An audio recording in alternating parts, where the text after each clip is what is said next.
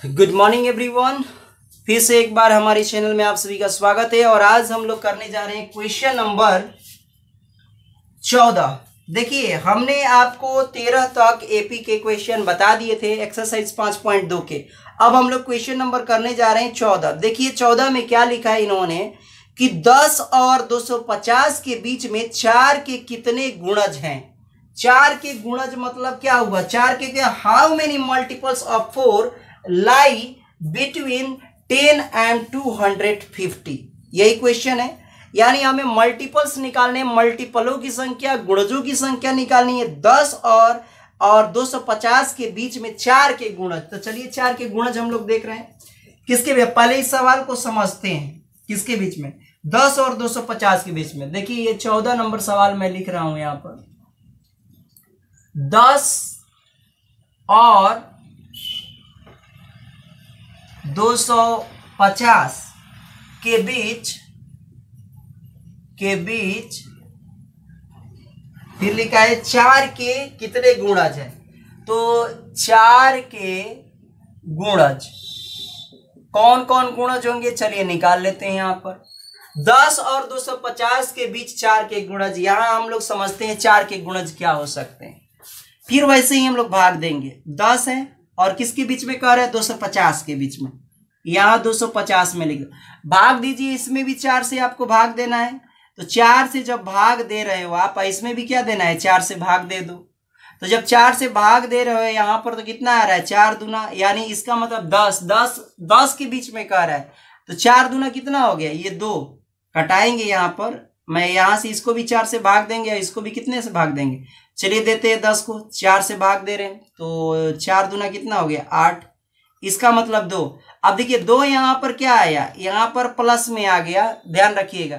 इसका मतलब इसका नंबर, अगला नंबर मिलेगा 11, अगला नंबर मिलेगा 12। ऐसे ही जितनी भी संख्याएं होंगी आगे वाली मिलती चली जाएंगी। अब यहां पर भी भाग देंगे 250 में। देखिए यहां 250 में हम लोग 4 से देते हैं। तो 4 5 4 6 ये हो गया 24 और यहां से आ गया 10। फिर आप 4 से इसको क्या करते हैं, 4 दूना कितना हो जाएगा, 4 दूना 8, ठीक।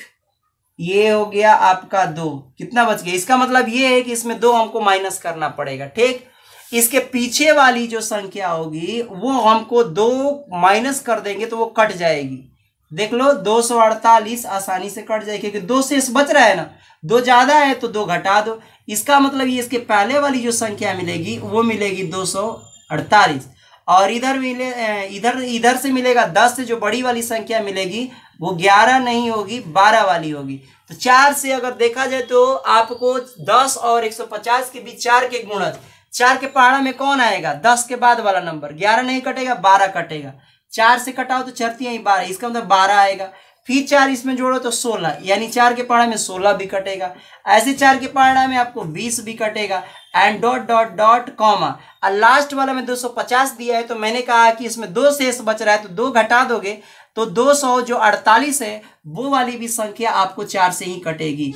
तो अब हमारे पास ये हो गया। इसको हम लोग कह देंगे A1, इसको कह देंगे A2, इसे कहेंगे A3 और इसे कह देंगे AN।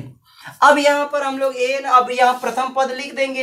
तो यहां दी गई है, यहां संख्याओं की सूची AP में क्या लिख देंगे, यहां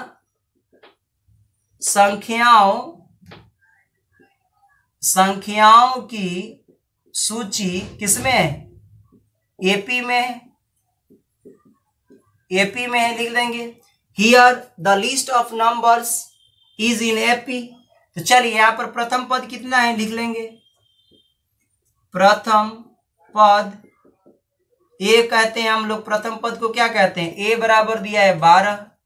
तो सर्वांतर निकाल लीजिए, यहां से ए ले लिया 12, सर्वांतर को किससे सूचित करते हो, डी। क्या होता है A2 माइनस A1। A2 का मान कितना है 16, यहां हो गया 12। वैसे भी आपको 4 पता है कि 4 ऐड करके लिखे हैं तो 4 ही होगा सर्वांतर, अंतर तो 4 ही का आएगा। और उसके बाद में इन्होंने कहा है कि कितने पद यानी कितने गुणज हैं, तो माना गुणजों की संख्या कितनी मान ली जाएगी। तो अंतिम संख्या आपको यहाँ अंतिम कितना, एनवा पद कितना दिया है, एनवा पद लिख लीजिए। एनवा पद यानी AN n बराबर कितना है 248। तो ये कह रहा है कि पदों की संख्या यानी गुणजों की संख्या, गुणजों लिख लेंगे 4 के गुणजों की संख्या। गुणजों की संख्या का मतलब क्या हुआ, संख्या मतलब हो गया पदों की संख्या, पदों की संख्या। अब पदों की संख्या बराबर कितना हो जाएगी, इसको मान लिया हमने n, तो माना 4 के गुणजों की संख्या, पदों की संख्या कितनी मान ली जाएगी n। यहां लिख लीजिएगा माना 4 के गुणजों की संख्या, इसी को क्या कह सकते हैं, माना पदों की संख्या बराबर n। अब सूत्र का प्रयोग करेंगे, सूत्र से हम लिखेंगे भाई फॉर्मूला। तो बताइए क्या हो जाएगा, nवा पद का सूत्र क्या है, nth टर्म फॉर्मूला। n बराबर हम लोग जानते हैं n बराबर a plus n minus 1 into होता है d। ये फॉर्मूला, इसमें सभी मान रखते हैं, पुट करते हैं n का मान यहां से उठा के रखिए तो 2 4 8, ठीक, चाहे वहां से भी लास्ट टर्म रख सकते हो इधर। फिर पहला पद कितना दिया है, तो पहला पद 12 है, यहां भी देख सकते हो, तो 12 हो गया। फिर n की वैल्यू हमें निकालना है तो ऐसे ही रख दो। d का मान कितना है, तो d का मान यहां से गुणा में कितना निकाले हैं, तो 4, यहां रख देंगे 4। अब चलिए यहां से 2 4 8, इधर माइनस, इधर 12 को ले जाएंगे इस डायरेक्शन में, तो इधर आ गया, इधर आएगा बराबर के इधर, तो माइनस में हो गया। फिर यहाँ बराबर लिख देंगे और n माइनस 1 और यहाँ पर 4 एज इट इज उतर जाएगा, गुणा में है चाहे डॉट लिख दो कोई दिक्कत नहीं। अब 12 इसमें से घटा लो तो बच्चों करता है 36 हो जाएगा, कितना हो जाएगा 236, यहाँ पर हो गया बराबर n minus 1, n minus 1 into में कितना चल रहा है 4। अब 4 को इस इधर भाग दे दो, 4 को भाग देंगे तो 2 3 6, अब भागे कितना हो गया 4 बराबर n माइनस 1, भाग दीजिए। चलिए कटाइए, यहाँ पर कटाएंगे तो कितना आएगा, 4 के पहाड़ा में ये कट जाएगा, तो 4 5 20 और यहाँ आया 3, 4 9 36, यानी ये कट गया आपको 59 बार में, 59 बार में कट गया। अब इसको उतार लीजिए यहाँ पर ऐसे ही, 59 बराबर n माइनस 1 और यहाँ से लिख लोगे 59 में कितना आ जाएगा, एक जुड़ जाएगा इधर वाला, तो एक जोड़ा तो बराबर हो गया n, इसलिए n की वैल्यू कितनी आ जाएगी, इसलिए यहां लिख देता हूं, इसलिए n बराबर हो गया कितना 60, n बराबर आ गया 60। तो क्या लिखेंगे, अब माना मिलेगा 4 के गुणजों की संख्या या पदों की संख्या कितनी हो जाएगी, इसलिए लिख लोगे, इसलिए यहां लिख लेंगे 10 और 250 के बीच, 10 और 250 के बीच 4 के गुणजों की संख्या बराबर, 4 के गुणजों की संख्या बराबर कितना 60, आंसर।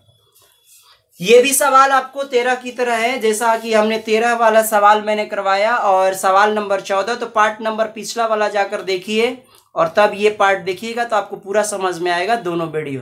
Thank you.